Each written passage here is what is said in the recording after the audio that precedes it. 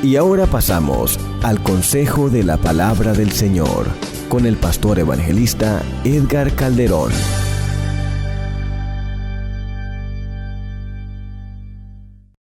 Vamos a hablar un poquito acerca de lo que es la sangre, de latín sanguis inis, que quiere decir líquido generalmente de color rojo que circula por las arterias y venas de nuestro cuerpo, tanto de seres humanos como animales. Se compone de una parte líquida o plasma, de células en suspensión, hemateis, leucocitos y plaquetas, cuya función es distribuir oxígeno y nutrientes a todas nuestras células y recoger las sustancias nefastas o desechos del organismo. Esto es sangre. Todo el mundo ha visto lo que es la sangre, pero ¿qué tan importante es la sangre?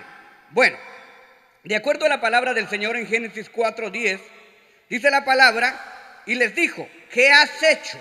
La voz de la sangre de tu hermano clama a mí desde la tierra.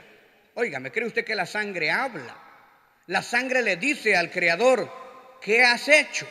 La sangre clama a mí. Dios está escuchando el clamor de la sangre. ¿Tiene voz la sangre? ¿Será que la sangre puede hablar con Dios? Bueno, básicamente la sangre en su sustancia material no. Pero la sangre es la vida del ser humano y es la vida del animal. ¿Y cómo se recibe la vida? Bueno, dice la palabra que Dios hizo con sus propias manos un muñeco de lodo, de polvo, de tierra, y sopló espíritu de vida.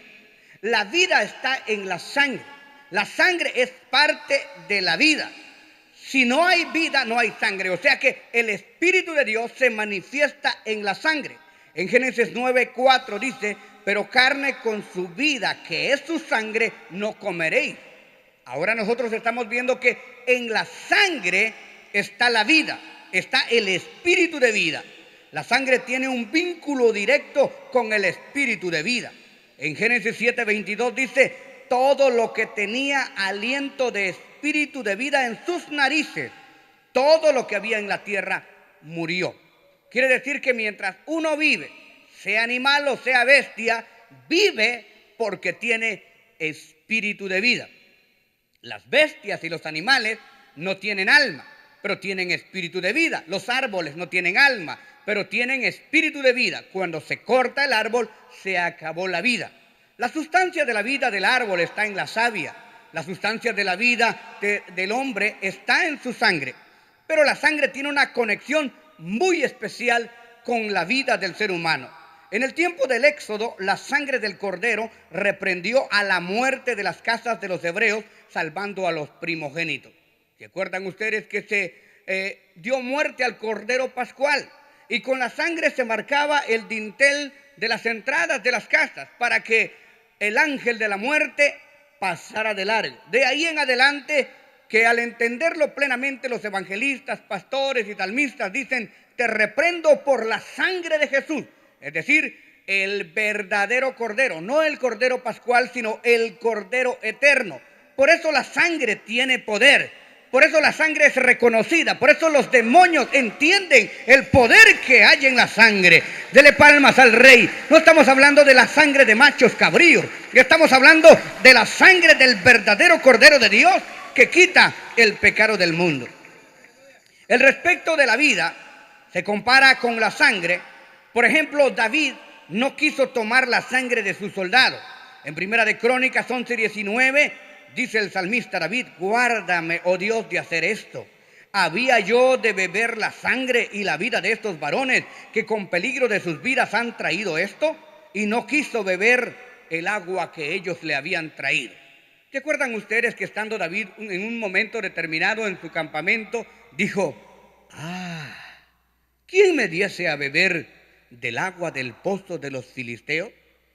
Y los más valientes de David, los hijos de Serbia, sin que él lo supiese, salieron del campamento sigilosamente, se vistieron de filisteos, entraron al campamento, tomaron el agua y se la trajeron a David.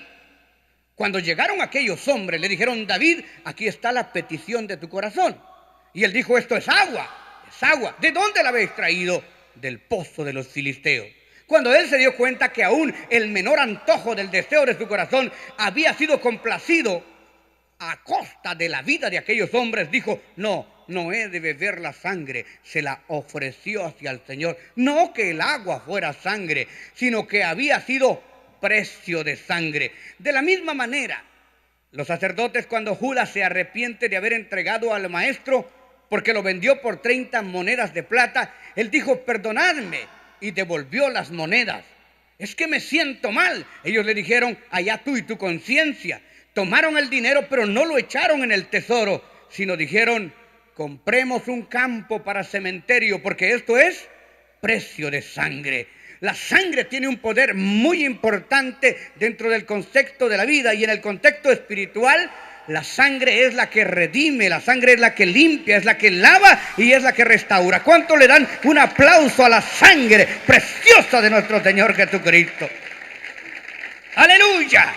La sangre de nuestro Salvador nos ha dado vida a los creyentes. Mateo 26, 28 dice: por esto, ahora en el nuevo pacto de mi sangre, que por muchos es derramada. ¿Cuántos reciben el derramamiento de la sangre? ¿Cuántos se cubren con la sangre de Jesucristo? Alabada sea la gloria del Señor. ¿Cuántos reciben esa sangre que sigue trabajando 24 horas al día? Dele un aplauso al Señor con todo su corazón.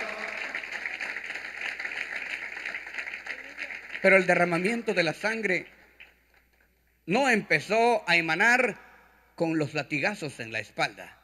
No empezó a emanar con la corona de espinas en su frente. No terminó de derramarse con la lanza en su costado. La sangre empezó a derramarse precisamente en el huerto de Getsemaní. Lucas 22, 44. Y estando en agonía, oraba más intensamente, y era su sudor como grandes gotas de sangre que caían a tierra. Oiga, mi hermano amado, nadie lo estaba torturando, sino que aquel hombre estaba en una tristeza tan absoluta, en un clamor tan grande. Estaba realmente cargando la cruz espiritual, estaba peleando la batalla antes de ir a la cruz. Él derrotó a Satanás en el Getsemaní, y dice que su dolor era tan grande, que su dolor era tan intenso. Oh, Sarama, yo siento la presencia del Señor, hermano. Y dice que de su frente empezó a caer sudor, pero en determinado momento ese sudor empezó, hermano, a convertirse en gotas de sangre. Y aparecieron los ángeles que vinieron a fortalecerlo. Ahora, ¿por qué debería de haber muerto el Señor Jesús? Porque el Señor Jesús debería de haber sido entregado, porque escrito está: maldito el que es colgado en un madero. Hay un poeta guatemalteco que escribió una porción muy importante y dice: en el tiempo de las bárbaras naciones, a los ladrones se colgaban en las cruces, pero en el tiempo de las luces, del cuello de los ladrones se cuelgan todas las cruces. Y es cierto que ahora cualquiera osa ponerse una cruz colgada en el cuello, o ponerla en su casa o en la entrada de su iglesia. Pero una cosa es poner la cruz y otra cosa era cargar la cruz. Jesús pudo haberse bajado de la cruz y no lo hizo. Jesús pudo escapar de esto y no lo hizo. ¿Sabe por qué no lo hizo? Él quería, como había sido profetizado, como el Cordero Pascual que redimió al pueblo, Él quería hacerlo por usted y por mí. Y por ese sacrificio tan especial, Él nos ha dado vida. Y tenemos que recibir ese lavacro sin el cual no podemos entrar